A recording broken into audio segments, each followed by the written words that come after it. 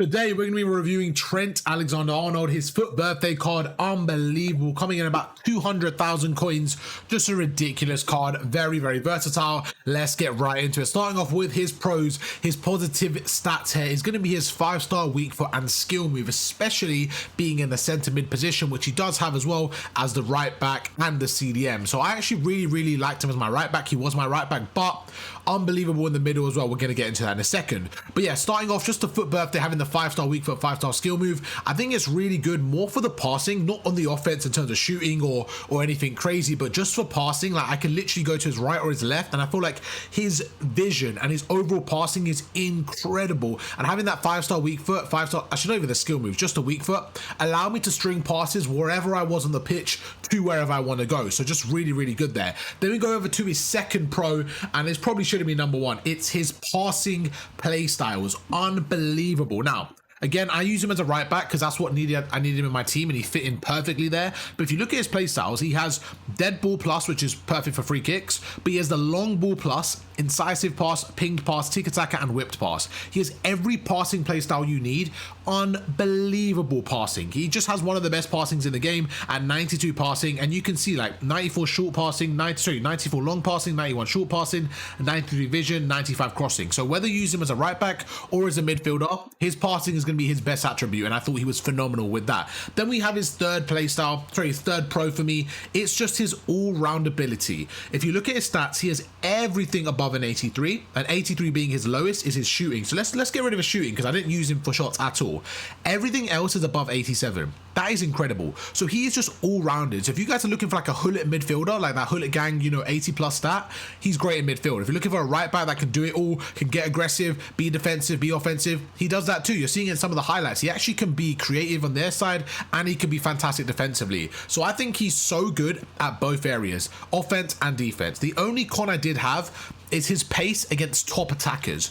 This was just because he's 220,000 coins. I have a high expectation for him. And when I go up against the top meta wingers, like, you know, the million coin wingers, he does struggle a little bit defensively only because of his pace. But that's just a very small con. And I just thought I'd mention it because I got, you know, if you look on the other side, right, the likes of Theo Hernandez, 96 pace. There's a reason why he's the meta left back, and it's because he's so fast, right? So the only bad thing I say about this card is his pace against really fast fullbacks. But for me, he was unbelievable as a right back. I would personally use him as a midfielder, like a CDM. If you play a 4-2-3-1 and one of your CDMs is Trent, I think he's so solid there, and that's where I would put him. But overall, I'm going to give him a 9 out of 10. Again, the pace is probably the only letdown because I'm being really greedy. Besides that, I give him a 9 out of 10. I think he's a phenomenal card there. But then we move on to some other stuff, okay?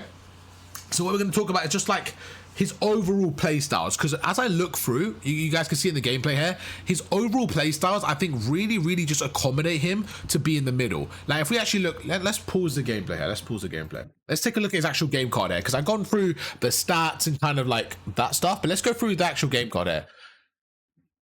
Finesse shot, I don't think you need it, but it's nice to have if you do, but I don't think you need it. We go for Deadpool, a player who is known for being a specialist at taking set pieces. This isn't something I spoke about, but 1 for corners, really good. He's got the dead ball, so unbelievable for corners, and 2 for free kicks. You actually want someone with dead ball for free kicks, and as you can see out of the options, he is basically the only one here that, you know, can be around 200k. You got DeMarco as on the left hand side, but in terms of the midfield, you can see the other option here is, you know, Beckham and Cole Palmer are so expensive, over $1 million, and then you have Miyama there, then you have Carlos and Perlo. So in terms of like the prices, I feel like he's just a good option for set pieces in your team. Then we go through, and the other one we have is long ball plus. I think this one is phenomenal. It really is. Getting those through balls in, getting those ping passes in is great. And then we have incisive pass, ping pass, tiki-taka, and whipped pass. So if you actually look through that, all of these play styles, he's just one of those that, like I said, he's just such a valuable asset to have in your team when it comes to passing. And that's why I thought he was really good in the midfield,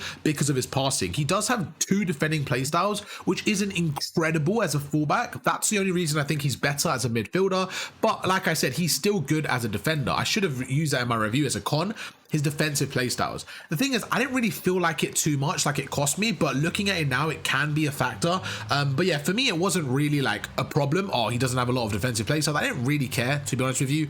I felt like his pace was a little bit lackluster against the really, really fast fullbacks, but you're seeing it right there. He gets the ball. And the thing is, when he gets the ball and he wins it back, it's not like he has to pass to a winger straight away. Like, he can hold his own as well and just be really, really annoying there. So yeah, I think this card was phenomenal, fantastic card. What I want to do before I end the review there is I actually want to go across and I want to look and see some comparisons. So we're going to go through, he's about 220k. So what we're going to do is we're going to look at players. We're going to look at the right back position. Let's look at the right back position, and we're going to put as a price 150 to 300. You can see, in terms of budget, I think Cafu is probably someone I would look at considering getting, because he's very similar. So he's very, very similar to Trent. Alberta's similar as well. So to be honest with you, like, there's no one that really stands out as much better than Trent as a right back. With that coins up to 300k. Gray is fairly similar, a bit more pace, but not as much defending, better physicality. So Gray is someone that I would consider as a right back there. Really, really good card. Pavard as well, but he would be more of a centre back for me. Gomez, more of a centre back. Most of these I'll play centre back. So in terms of right back, there's not anyone with like blistering 95, 96 pace. So that is something to look at. But again, for me, I just think he was a bit better as a CDM, centre mid kind of role. We're going to look at Gray real quick and look at his playstyles and see what his playstyles are. So this is very interesting. So if you're actually looking at a pure defender, I think there's a world where Trent's card is better as a midfielder, not as a defender. You look at defender, he's got intercept and slide tackle, but you look at Gray, he has intercept, anticipate plus, and jockey. So I do think there's a world where this Gray card might be slightly better as a right back. If you look through as well, you can see he's got more pace, basically a few less defending, which that could be quite crucial, but more physicality. I think 88 defending is still good though, to be honest with you. It's not bad at all. So that is an option. But again, I think Trent was solid. Trent was really, really solid. Overall, 92 defending is still something to consider. Like, you know, that's still really good. And like I said, it's not like he's slow. He's still got 89 pace, which is incredible. So it's just one of those ones. But yeah, I hope you guys enjoyed the video. If you did, drop a like, subscribe to the channel, and let me know, who do you guys want to see me review next time? And what's your thoughts on Trent? Do you guys have him in your squad? Are you guys looking at getting him? Let me know. I'd love to know what you guys are thinking about Trent in your team. And also, what position does he play? Centre mid, CDM, or right back for your team?